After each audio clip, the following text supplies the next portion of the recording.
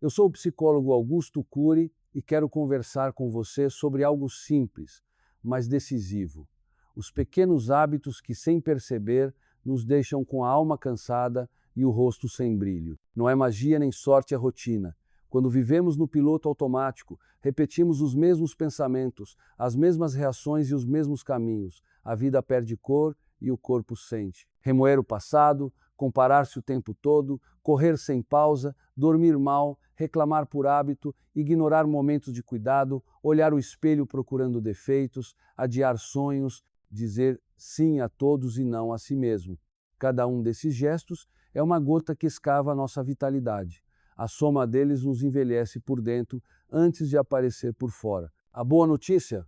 O caminho de volta começa em escolhas pequenas, repetidas com carinho, presença, gratidão, descanso, movimento, palavras que acolhem e não ferem. Hoje quero acender esta luz. Não é a idade que decide a sua energia.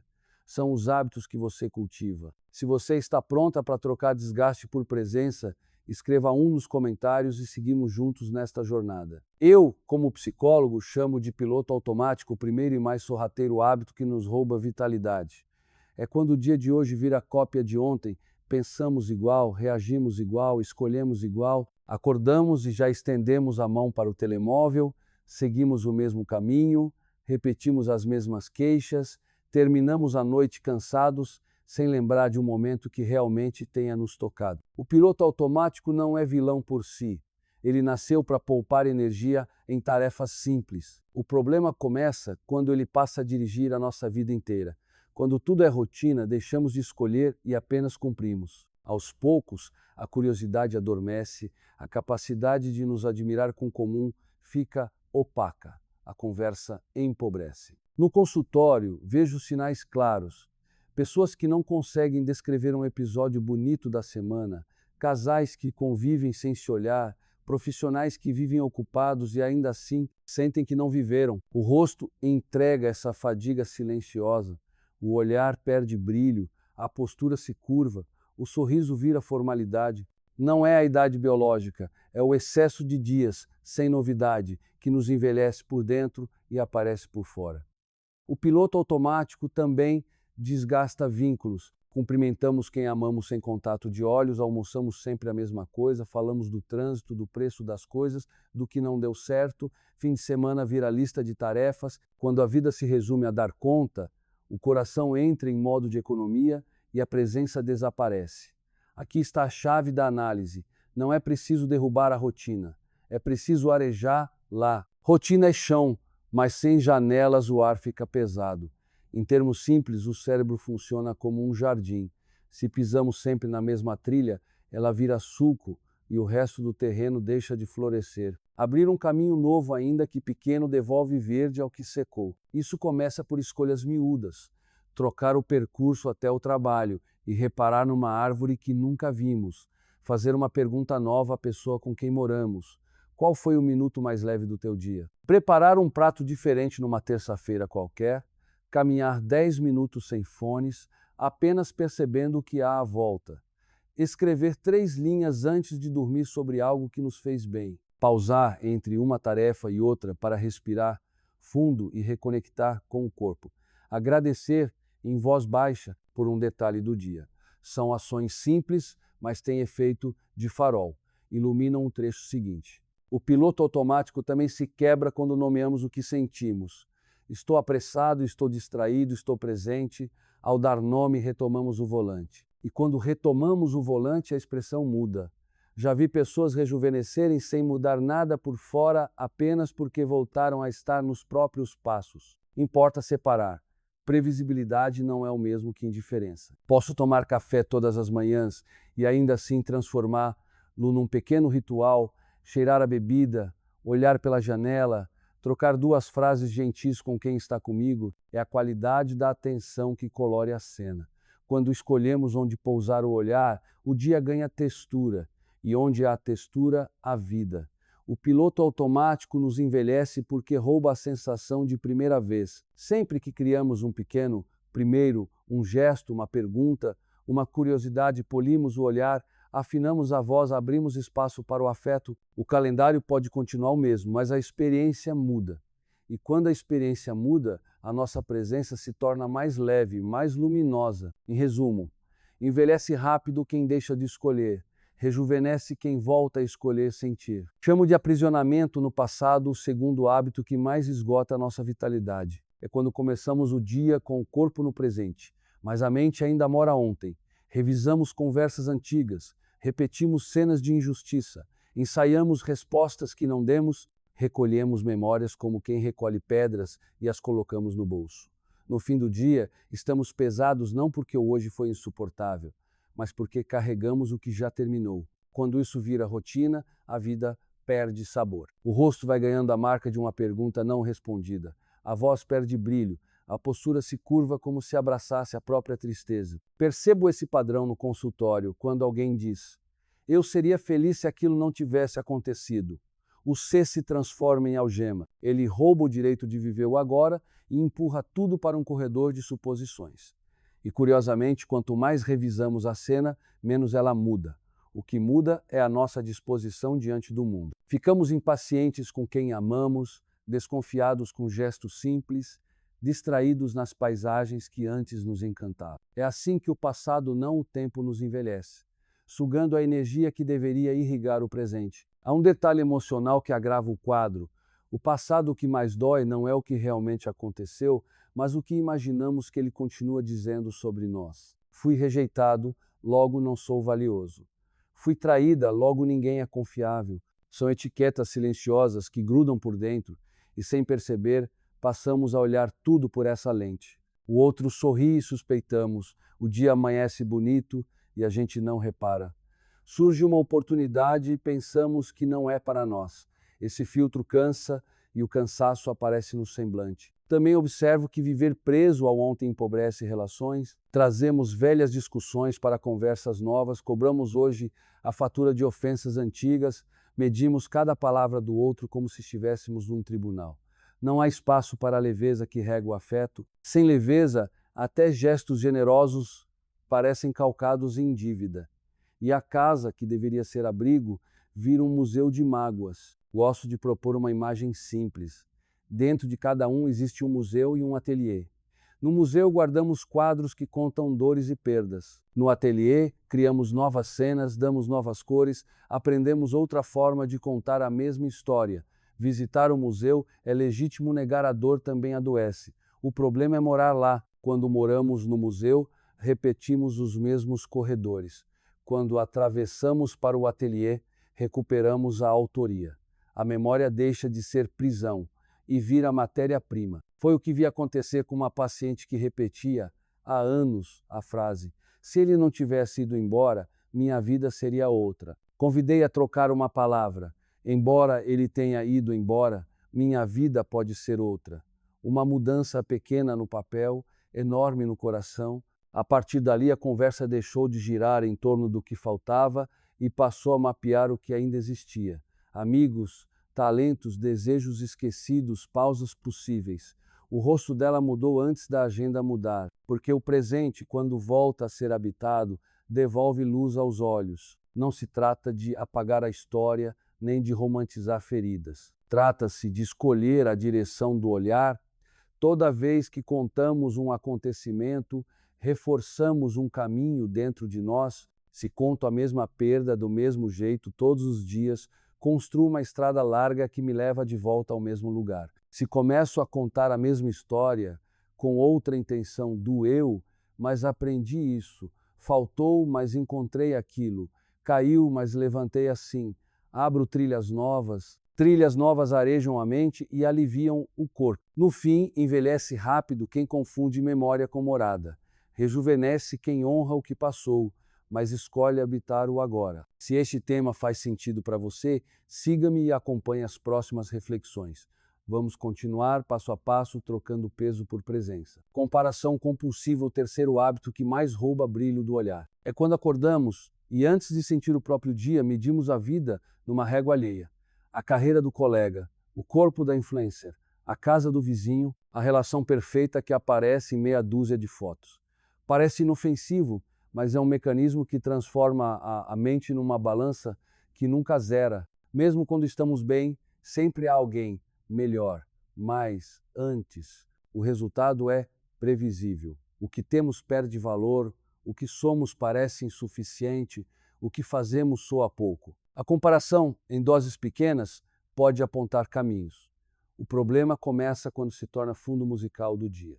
Sem perceber, instalamos um leitor de defeitos dentro da cabeça. Ele comenta o tempo todo: você ainda não olha como fulana. Se fosse bom, já teria acontecido com você. Não é a realidade que nos esgota, é a narração implacável. Esse ruído corrói a autoestima silenciosamente. O corpo acusa, ombros caem, o sorriso fica curto, a voz perde calor. O rosto, com o tempo, registra essa história, não a da idade, mas a de uma vida julgada a cada passo. As redes sociais aumentam o efeito porque são vitrines sem bastidores. Comparamos os nossos bastidores, cheios de louça na pia, boletos, dias nublados, com a vitrine polida do outro. É um jogo de cartas marcadas, perdemos de antemão, a mente passa a confundir aparência de felicidade com felicidade, recorte de sucesso com sucesso. E toda conquista vira provisória, porque sempre haverá alguém mais aplaudido. Vivemos uma maratona sem linha de chegada. No consultório, encontro histórias que se repetem com nomes diferentes. Lembro de uma paciente talentosa, elogiada no trabalho, boa amiga em casa. Ela me dizia: nada do que faço parece suficiente. Não era falta de mérito, era excesso de comparação. Sempre havia uma colega com promoção mais rápida, uma amiga que viajava mais, alguém com um relacionamento que parecia de filme. Cada vitória dela era diminuída por um mas. A mente dela funcionava como galeria de espelhos tortos. Nenhum refletia o que ela realmente era, apenas o que faltava para ser outra pessoa. A comparação compulsiva também empobrece vínculos. Em vez de admirar, competimos. A conquista do outro vira ameaça, não inspiração. Isso nos afasta de pessoas que poderiam ser fontes de afeto e aprendizado. Pequenos ciúmes, pequenas ironias, pequenas omissões de elogio, gestos quase invisíveis que vão contaminando o clima. E por ironia, quanto mais comparamos, mais solitários nos sentimos. A solidão aqui não é falta de gente, é falta de paz com a própria história. Há ainda um efeito menos comentado. A comparação desloca o critério de valor para fora. Passamos a escolher metas, roupas, rotinas e até estilos de lazer, não pelo que faz sentido para nós, mas pelo que rende aprovação. Vivemos para a plateia, não para a consciência. Em pouco tempo surge a sensação de estar interpretando um papel. Cansa e o cansaço aparece na expressão. A saída começa por um reconhecimento honesto. Comparação não desaparece, se educa. Quando transformamos o olhar de régua em referência, a paisagem muda. A conquista alheia deixa de ser sentença e vira possibilidade. Prova de que caminhos existem, não de que estamos atrasados. Em vez de coroar o ressentimento, a mente aprende a celebrar, e celebrar o outro não diminui ninguém, amplia o horizonte de todos. É uma virada de lógica. Trocamos a pergunta "por que eu não?" por "o que disso dialoga com a minha história?" Também muda a medida de progresso. Saímos do placar público, curtidas, palmas, títulos e voltamos ao compasso íntimo. Dormir melhor, falar com mais gentileza, terminar um projeto que começamos, estar presentes numa conversa, são marcos discretos, porém profundos. De fora talvez ninguém veja, por dentro o corpo percebe e agradece. No fim, a comparação compulsiva envelhece porque instala a ideia de que nunca estamos onde deveríamos. Rejuvenesce quem volta a habitar o próprio caminho, com passos que têm o seu ritmo e o seu sentido. Não se trata de ser indiferente ao mundo, mas de deixar que o mundo seja janela, não tribunal. Quando esse ajuste acontece, a expressão suaviza, a voz aquece, o gesto ganha firmeza. E o espelho, enfim, deixa de ser inimigo para voltar a ser apenas espelho. De síndrome da Marte doméstica, o quarto hábito que silencia a alegria e rouba energia sem que percebamos. É quando a pessoa confunde carinho com renúncia permanente, cuida de todos, resolve tudo, antecipa necessidades alheias, mas se deixa por último na fila e muitas vezes fora dela. À primeira vista parece virtude. Quem vê de fora diz: que coração enorme. Mas por dentro cresce uma conta invisível que um dia chega com juros. Cansaço crônico, irritação silenciosa, sensação de não ser vista. Não é falta de amor, é excesso de responsabilidade sem fronteiras. Essa síndrome nasce de crenças discretas. Se eu parar, tudo desmorona, boa mãe dividido por boa parceira não descansa, cuidar de mim é egoísmo. São frases que são nobres, mas instauram um contrato injusto. Eu dou, os outros recebem. Com o tempo, a casa aprende essa lógica. Os filhos esperam que tudo esteja pronto. O parceiro acostuma-se à disponibilidade total. No trabalho, você vira a pessoa que segura o rojão e, quando tenta pausar, o mundo cobra. Mas sempre foi você. No consultório, reconheço os sinais recorrentes. A pessoa diz: não tenho tempo para mim, sem perceber que a agenda foi organizada para todos menos para ela. O corpo fala: ombros tensos, respiração curta, olhar apagado ao fim da tarde, as conversas ficam utilitárias, giram em torno de listas e prazos, o humor oscila. Há afeto genuíno, mas misturado com um pequeno ressentimento por se sentir inevitavelmente de plantão. Isso não acontece de um dia para o outro. É um fio que vai puxando o outro até transformar cuidado em obrigação. A ironia é cruel. Quanto mais amar te serve, menos o seu gesto é valorizado. Não por maldade, mas por habituar a casa a uma abundância sem nome. Aquilo que não tem nome vira invisível. Sem nome, não há agradecimento. Sem agradecimento, o coração esfria. Então, surgem dois riscos. Primeiro, o amor vira planilha. Eu fiz X, ninguém me deu Y. Segundo, a pessoa passa a cobrar o que nunca pediu com clareza. O outro, por sua vez, não entende a cobrança, porque não viu o esforço silencioso. Nasce um desencontro, há também um legado que pouca gente nota. Filhos aprendem mais pelo que observam do que pelo que escutam. Se veem uma mãe ou um pai que nunca descansa, que sempre diz sim, que só se sente valioso quando está a servir, tendem a reproduzir o padrão ora como quem se anula, ora como quem espera ser servido. Em ambos os casos, falta um ingrediente essencial: limite. Limite não é muro, é guia de trânsito. Diz por onde passa o cuidado saudável para que ninguém atropele ninguém. Gosto de trabalhar com imagens simples. Imagine um jarro de água. Se você passa o dia enchendo o copo sem voltar à fonte, em algum momento o jarro seca. Quando seca, não há água para ninguém. E o gesto mais bonito do mundo vira impossibilidade. Voltar à fonte é, por paradoxal que pareça, um ato de generosidade. Pessoas descansadas cuidam melhor, escutam melhor, têm mais paciência e criatividade. A casa respira diferente quando quem a sustenta também respira. Outra imagem que uso: a diferença entre ser indispensável e ser valiosa. Indispensável é quem não pode falhar nunca, vive em alerta, com medo de desapontar. Valiosa é quem, mesmo se ausentando por um tempo, deixou conhecimento, rituais, autonomia. A casa funciona porque há colaboração, não porque há uma pessoa exausta no centro. Quando trocamos indispensabilidade por valor, ensinamos os outros a participar. Cada um arruma a própria cama, prepara um prato, assume um turno, o afeto deixa de ser serviço e volta a ser encontro. Mas como isso nos envelhece? Perguntam-me. Pelo rosto, pela voz, pela postura.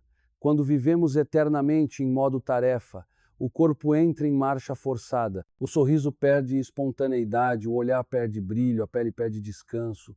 Não é cosmética, é presença. A presença cansada pesa na expressão, a presença inteira ilumina. Não se trata de abandonar quem amamos ou de transformar a casa num campo de batalha por espaço pessoal.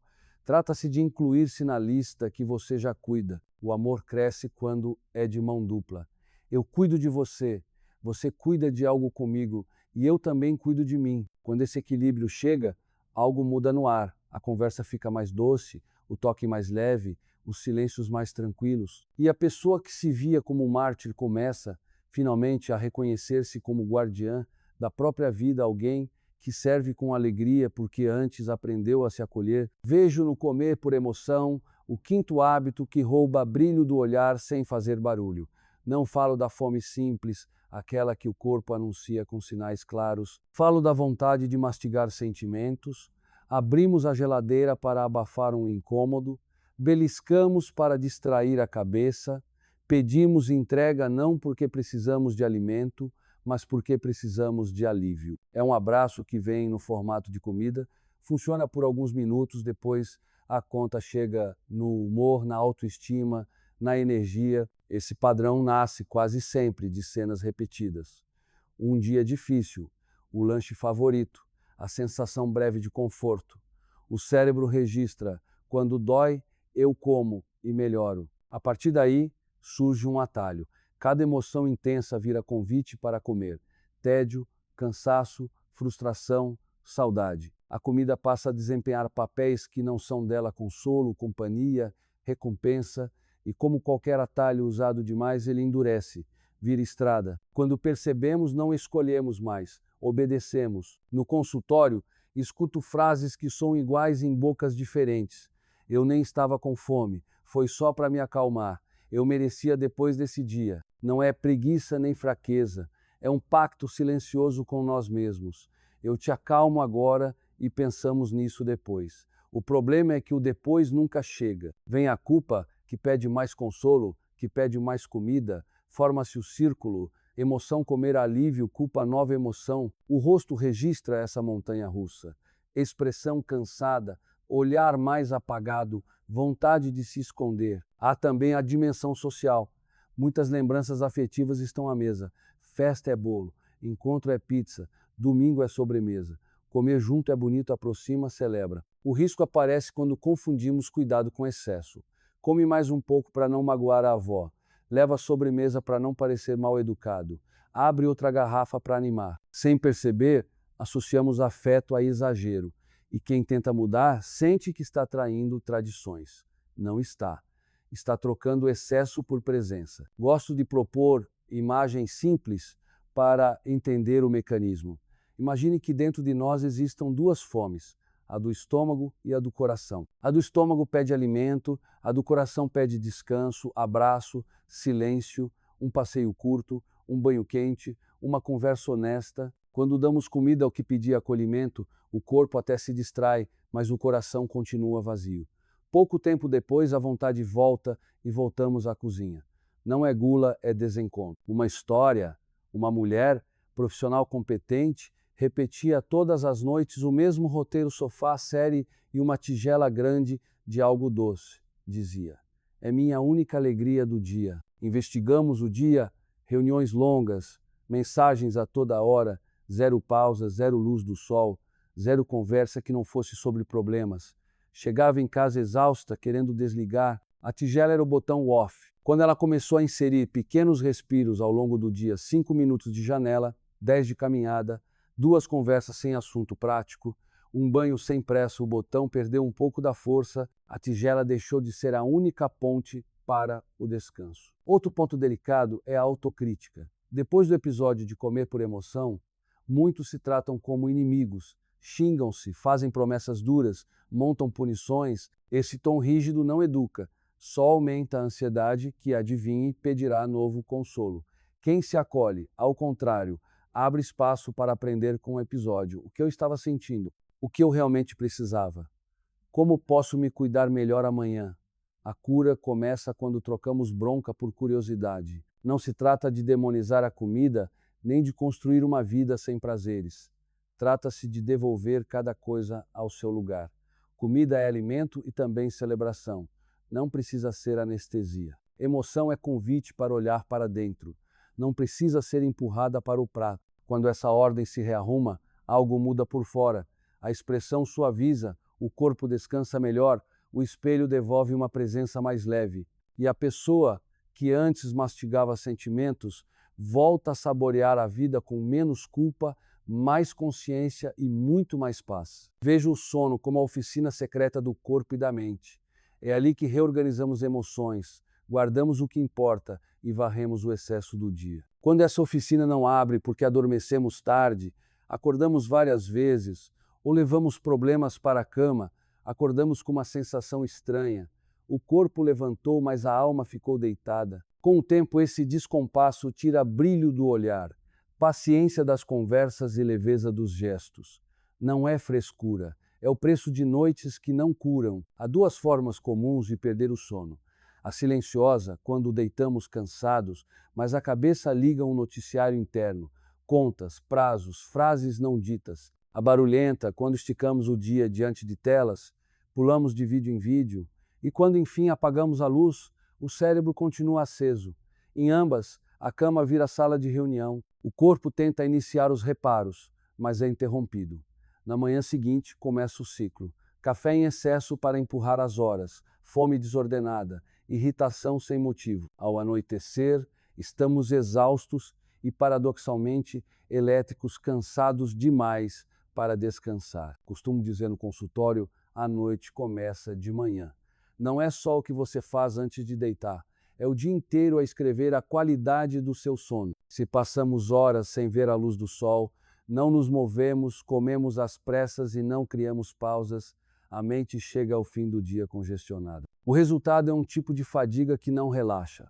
O corpo pede cama, a cabeça pede mais estímulo. Entramos na espiral do só mais um vídeo, só mais uma mensagem e roubamos minutos preciosos de restauração. O sono falho altera a forma como olhamos o mundo. Pequenos imprevistos ganham tamanho de desastre. Comentários neutros parecem ataques. Quem amamos torna-se alvo do nosso mau humor. Quando não descansamos, pedimos ao ambiente que carregue o peso que o repouso deveria carregar. Os vínculos ficam frágeis, conversa vira faísca, silêncio vira ofensa, a casa sente, crianças percebem o tom curto, parceiros percebem a ausência, e nós mesmos passamos a evitar espelhos e encontros porque não gostamos do que vemos nem do que oferecemos. Há ainda um equívoco social, a ideia de que dormir é perder tempo e que gente forte dorme pouco. Essa bravata é cara. Dormir mal não nos faz produtivos, faz-nos apressados e dispersos. Entregamos mais horas e menos presença, mais movimentos e menos qualidade. Pior, normalizamos sinais de alerta e esquecimento, tropeços de humor, vontade constante de açúcar, como se fossem parte inevitável da vida adulta. Não são. São recibos de noite escura. Como psicólogo, proponho um olhar simples, sem receitas mágicas. Imagine 3 portas que se fecham para a noite começar de verdade. A primeira é desligar, encerrar a um certo ponto a conversa com o mundo externo, telas, notificações, discussões. A segunda é desacelerar. Um pequeno ritual que sinalize ao corpo que a oficina vai abrir um banho morno, algumas páginas de um livro, luz mais suave, respiração mais calma. A terceira é declarar, dar uma ordem claramente, como quem conversa com uma criança agitada: agora é hora de descansar, amanhã eu resolvo. Não são termos técnicos, são âncoras de sentido. Quando repetidas, educam o interior a trocar corrida por repouso. Recordo-me de uma paciente que jurava não saber dormir. A rotina dela era de alto desempenho e baixa pausa. Ela não precisava de um manual, precisava recuperar pertencimento à própria noite. Ao introduzir pequenos sinais de fim de dia, menos barulho, mais silêncio, um gesto de cuidado consigo, o sono não veio como um trovão, mas como uma maré, discreta, constante, restauradora. O rosto mudou antes dos números do relógio mudarem. Acordar deixou de ser uma batalha e voltou a ser começo. No final, dormir bem é um ato de amor prático. Com sono, pensamos melhor, sentimos com mais delicadeza, trabalhamos com mais presença e amamos com mais paciência. Sem sono, tudo fica áspero. Se este tema tocou você e quer começar a proteger ao menos uma noite nesta semana, escreva 1 nos comentários. Vamos fazer da sua noite uma aliada e do seu dia um lugar mais leve de se estar. Chamo de pressa constante o 7º hábito que mais rouba a nossa juventude interior. Não é a pressa pontual de quem precisa chegar a uma consulta ou cumprir um prazo. Falo daquele modo de vida apressado que vira pano de fundo, comemos depressa, falamos depressa, pensamos depressa, amamos depressa. A agenda vira uma esteira. Corremos, corremos e permanecemos no mesmo lugar.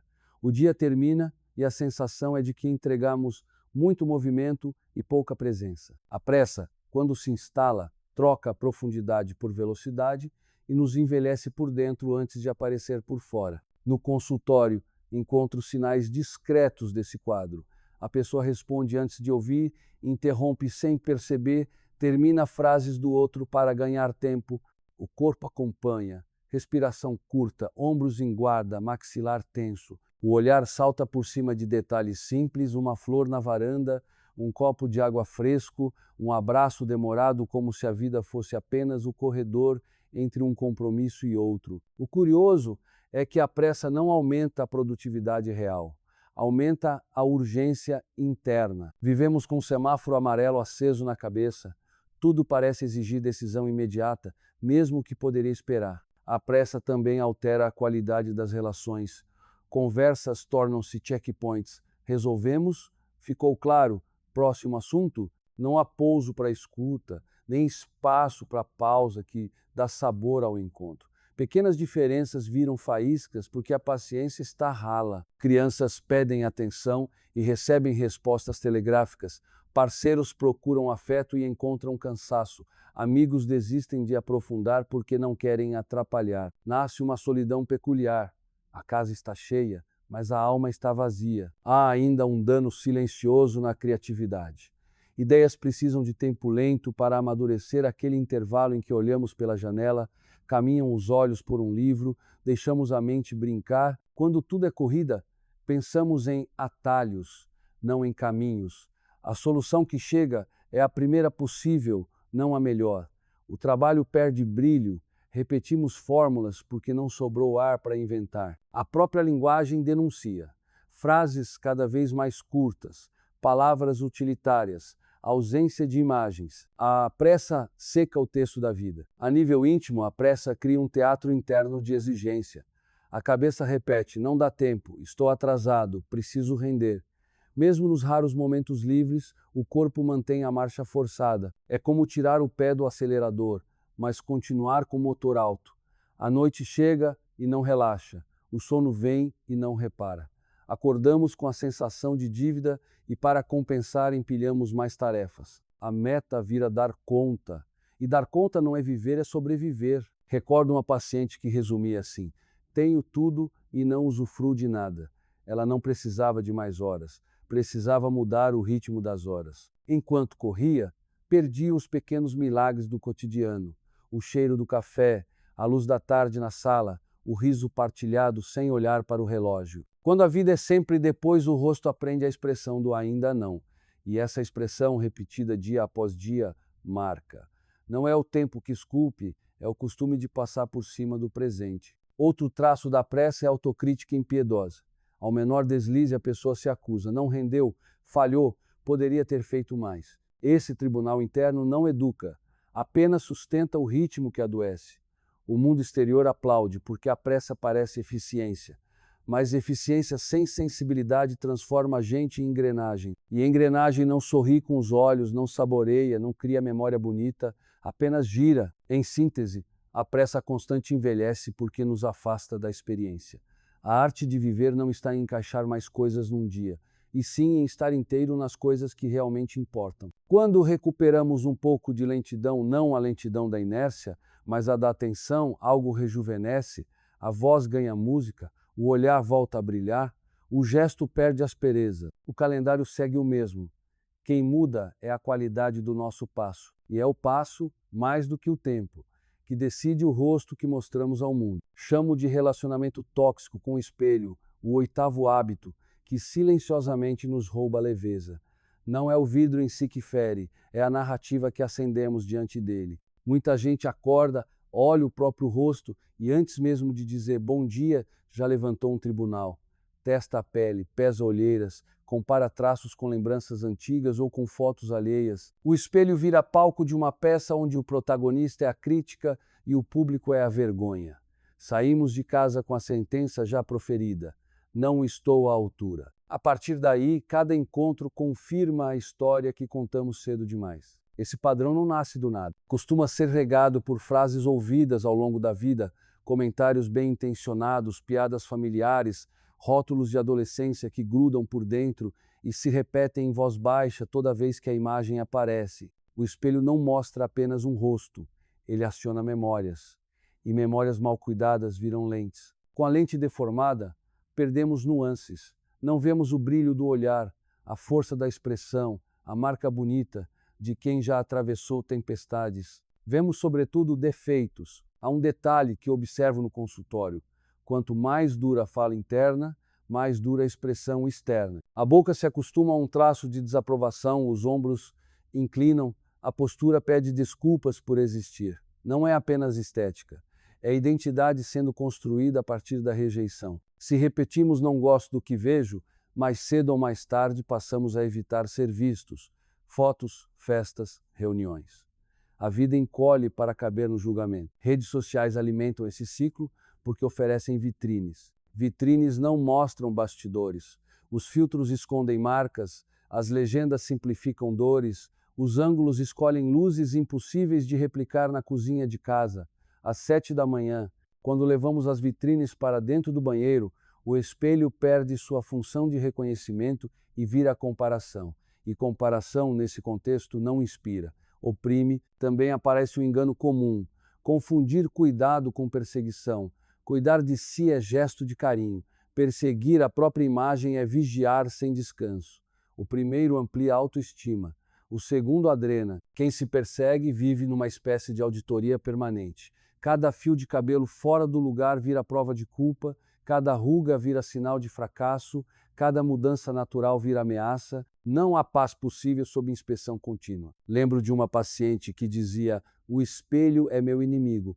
Ao ouvir sua rotina, entendi que o inimigo era a locução que ela ligava, pontual, antes do café.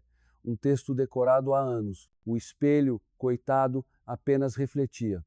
Ela não precisava trocar de rosto, precisava trocar de narrador. Quando, aos poucos, a fala interna deixou de ser inventário de falhas e passou a reconhecer contextos, noites mal dormidas, fases de trabalho, ciclos da vida, a imagem mudou sem que o rosto mudasse. O que mudou foi a leitura. Outro ponto discreto é o efeito nos vínculos. Quem se vê mal, frequentemente lê elogios como gentilezas vazias, desconfia do interesse do outro, evita aproximações por não estar no melhor dia, o espelho nublado por dentro nublará os encontros por fora. É uma pena, porque muita beleza só nasce no olhar do outro, no carinho que ilumina traços que sozinhos não enxergamos. Gosto de propor 2 perguntas simples quando o espelho pesa. Estou olhando para mim ou vigiando a minha aparência?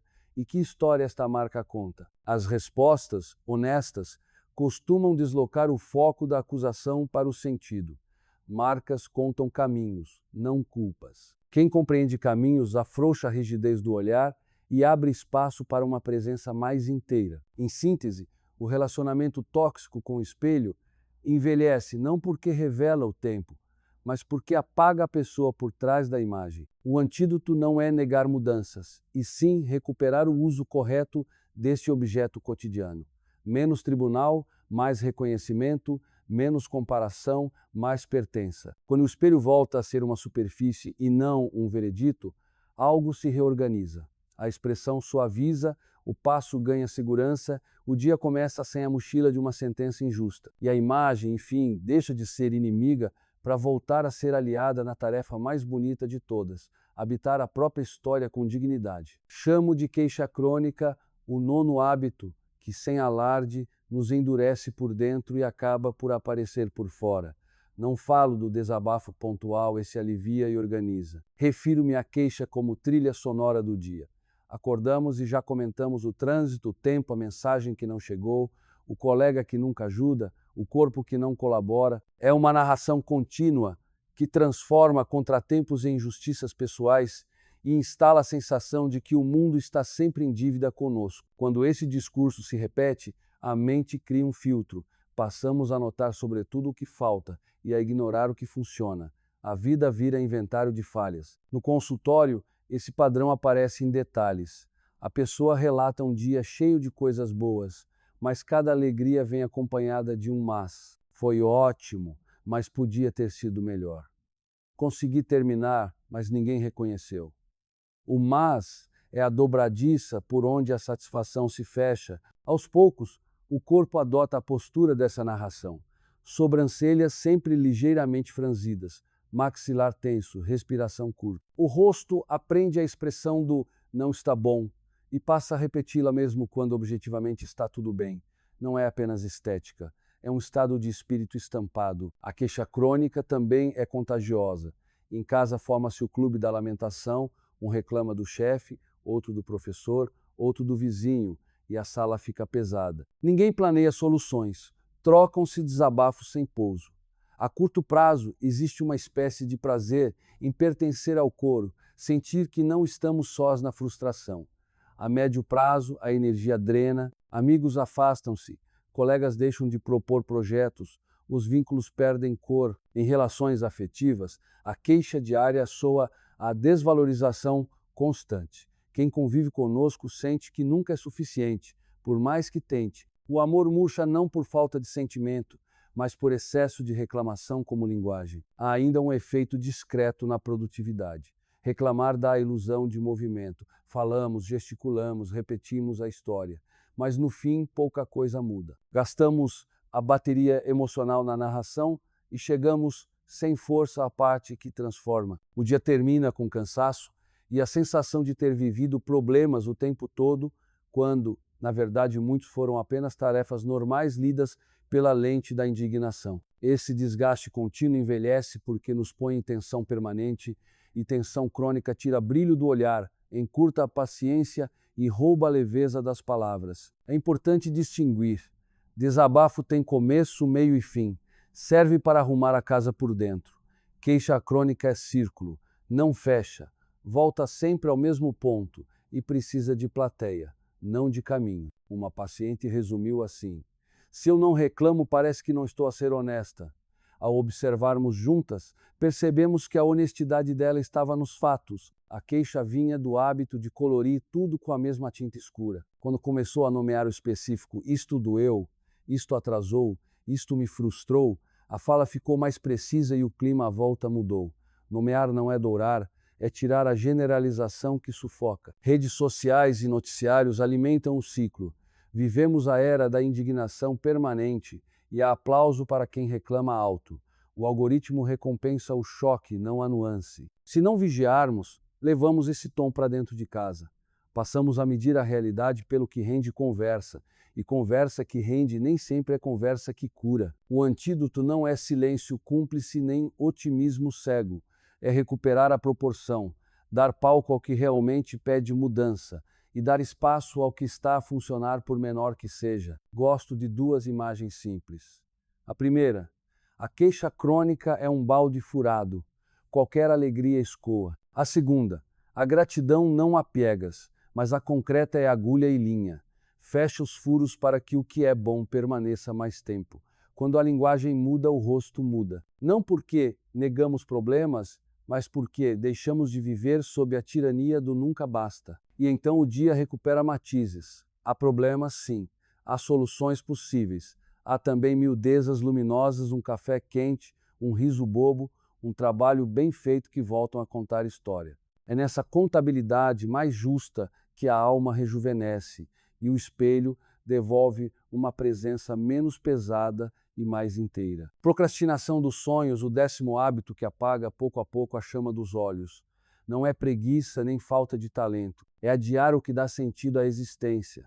Aquele curso que sempre quis fazer, o projeto guardado na gaveta, a viagem que acena há anos, o livro que mora no caderno de rascunhos, a mudança que seu coração pede em voz baixa. Vamos empurrando para depois dos filhos crescerem, depois de sobrar dinheiro, depois que o trabalho acalmar, depois de eu me sentir mais preparado. O problema é que o depois é um país onde quase ninguém chega. O calendário vira cemitério de intenções. No consultório, a procrastinação dos sonhos aparece vestida de boas razões. Agora não é hora. Preciso organizar a casa. Quando tudo estiver perfeito, eu começo. A perfeição, porém, é uma armadilha elegante. Enquanto a esperamos, a vida passa, e a vida não espera. O preço é alto e discreto. Sem um sonho em andamento, o dia perde música. As pequenas dificuldades ganham tamanho. A autoestima encolhe, porque o coração sabe que está vivendo aquém do que poderia. É assim que envelhecemos por dentro. Não quando fazemos anos, mas quando paramos de nos comover com um caminho. Há 3 correntes que costumam prender os sonhos. A primeira é o medo do julgamento. E se eu não der conta? E se rirem de mim? Esquecemos que rirão mais se nunca tentarmos. A segunda é o roteiro do um dia. Trocamos ação por fantasia e confundimos imaginar com realizar. A terceira é o perfeccionismo. Queremos começar grande, impecável, memorável. Sonhos, porém, nascem pequenos, um passo, outro, mais um, e de repente o que parecia distante torna-se rotina. Gosto de imagens simples. A procrastinação é como uma ponte que a gente admira de longe, descreve aos amigos, fotografa 1000 vezes, mas não atravessa. Enquanto isso, a margem oposta, onde está a paisagem que desejamos, permanece inacessível. Outra imagem, o quarto das promessas. Lá dentro, há caixas com etiquetas bonitas, aprender, viajar, escrever, empreender.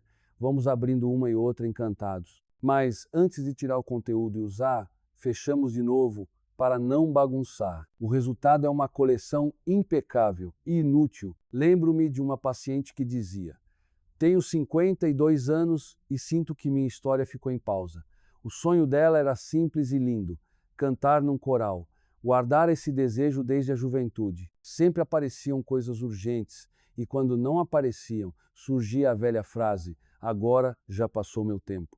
Um dia resolveu ensaiar sozinha em casa por 15 minutos. 15 minutos viraram aula semanal. A aula virou apresentação na igreja. A apresentação virou amizades novas e um brilho que voltou ao rosto. O sonho não transformou a conta bancária, mas transformou o humor da alma. Passou a dormir melhor, a falar com mais leveza, a ter paciência com o que antes irritava. Quando um sonho respira, o cotidiano também respira. A procrastinação dos sonhos corrói os vínculos. Quem adia o que ama fica mais exigente com o mundo, como se o ambiente tivesse obrigação de compensar a frustração. A conversa entorna para reclamações. A alegria do outro vira espelho incômodo. Não é falta de caráter, é dor sem nome. Por isso insisto, sonhos não são luxo, são higiene emocional. Não se trata de largar tudo e recomeçar do zero. Trata-se de colocar um fio de projeto vivo dentro do dia, algo que lembre quem você é para além das funções que cumpre. Outro equívoco comum: esperar motivação para começar. Motivação não cai do céu, nasce do movimento. O corpo aprende o caminho enquanto o percorre. É como empurrar um carrinho em subida. Os primeiros metros são os mais duros. Depois as rodas ajudam. Quem começa pequeno ganha confiança. Quem espera confiança para começar nunca começa. Há ainda a pressão invisível do resultado rápido. Vivemos a cultura do antes e depois, das mudanças instantâneas. Sonhos, porém, pedem tempos humanos. Tentativa e erro, idas e vindas, pausas, recomeços. Quando aceitamos esse compasso, a ansiedade diminui e o prazer do processo aparece. O rosto relaxa, o olhar ganha promessa, a vida volta a ter uma história em construção. Em síntese, a procrastinação dos sonhos envelhece porque nos separa da nossa fonte de vitalidade. Sem um propósito que nos convoque, o dia fica pesado. Com um propósito mesmo pequeno, o peso se distribui. Não é sobre fazer tudo, é sobre não abandonar o que nos acende. Sempre que atravessamos a ponte, mesmo que seja alguns passos, a margem do possível se aproxima e com ela a alegria serena de quem voltou a ser autor da própria narrativa. Dependência emocional, o 11º hábito que sabota a autoestima sem fazer barulho. Ela aparece quando o nosso valor passa a depender do olhar do outro. Um elogio acende o dia, um silêncio apaga tudo. Não é carinho, nem cuidado, é um modo de viver em que entregamos a terceiros o comando do nosso humor, das nossas escolhas e até da nossa imagem no espelho. É como usar um termômetro emprestado para medir a própria temperatura. Se o outro sorri, estamos bem. Se não reage, estamos mal. Com o tempo, esse pêndulo cansa a mente, estressa o corpo e seca a leveza das relações. No consultório, vejo esse padrão em gestos simples. A pessoa confere mensagens de minutos em minutos, lê e relê uma frase curta como se fosse sentença, interpreta atrasos como rejeição, interpreta críticas como prova de desamor. O dia vira um jogo de adivinhação. Em casa, o clima fica tenso. Quem convive conosco sente que pisa ovos, porque qualquer distração vira sinal de desinteresse. Não falta amor, falta autoria. Quando não nos reconhecemos por dentro, pedimos ao mundo que nos diga quem somos, e o mundo, ocupado e imperfeito, responde de forma irregular. A cada resposta irregular, sofremos. De onde vem esse enredo? Muitas vezes de elogios raros na infância, da comparação constante, de histórias em que fomos vistos apenas quando rendíamos muito, crescemos acreditando que afeto se conquista performando. Entramos na vida adulta colecionando relações em que buscamos provas diárias de valor. As redes sociais agudizam isso. Curtidas e visualizações parecem doses rápidas de aprovação. Funcionam por minutos, depois volta o vazio.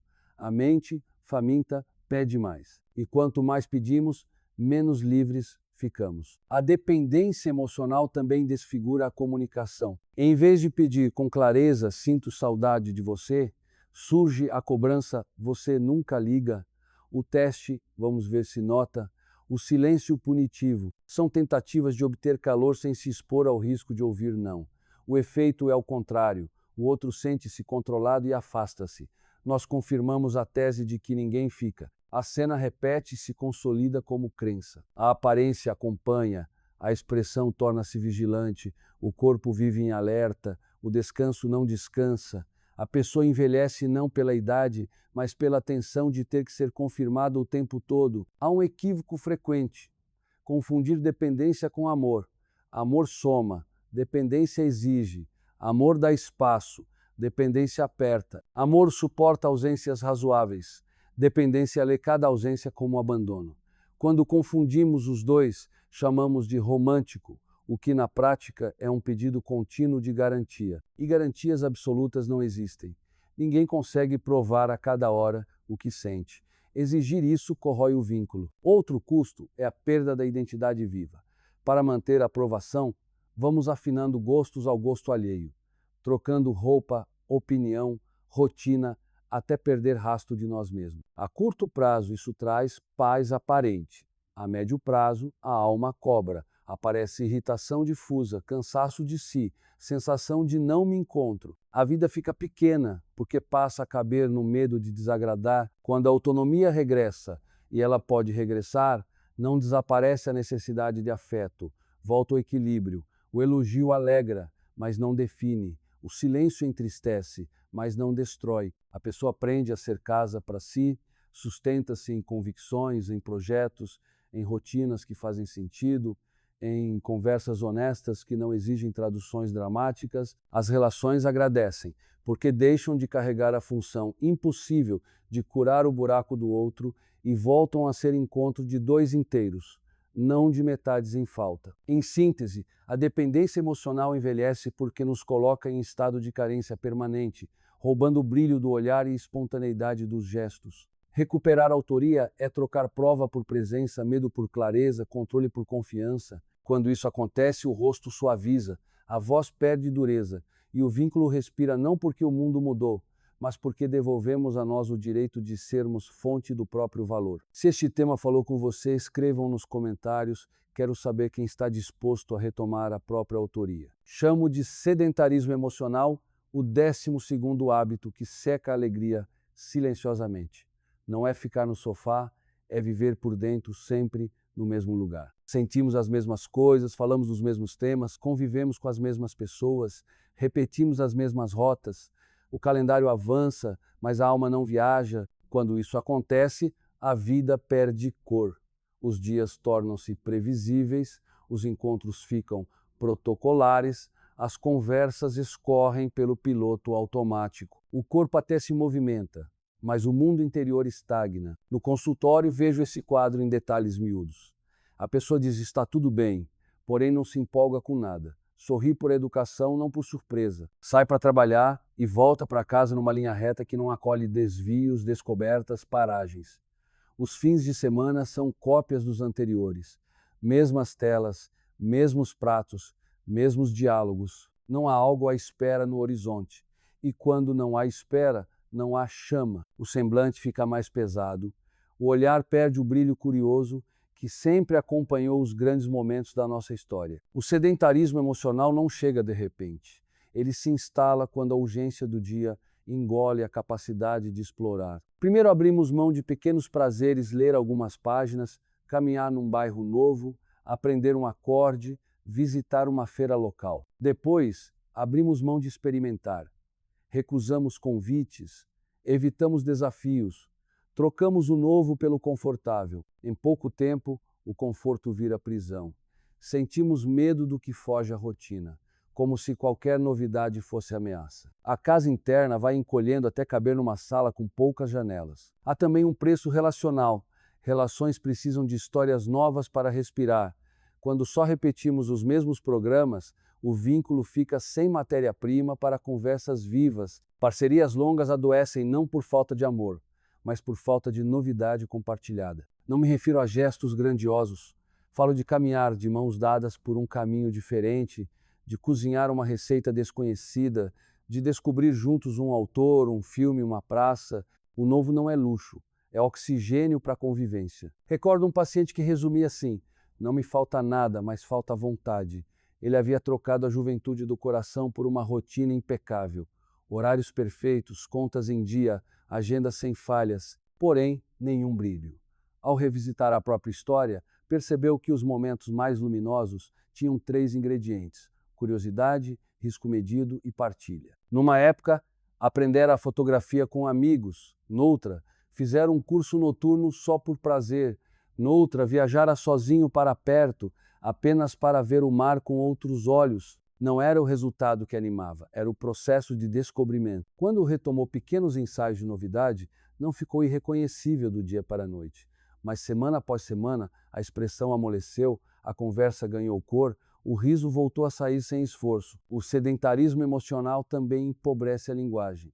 Sem experiências frescas, repetimos palavras, julgamentos, histórias. Tornamos-nos previsíveis e a previsibilidade constante cansa a nós e aos outros. A mente, feita para aprender, começa a buscar conflitos para se sentir viva. Criamos dramas onde bastava curiosidade. O que poderia ser uma pergunta vira acusação.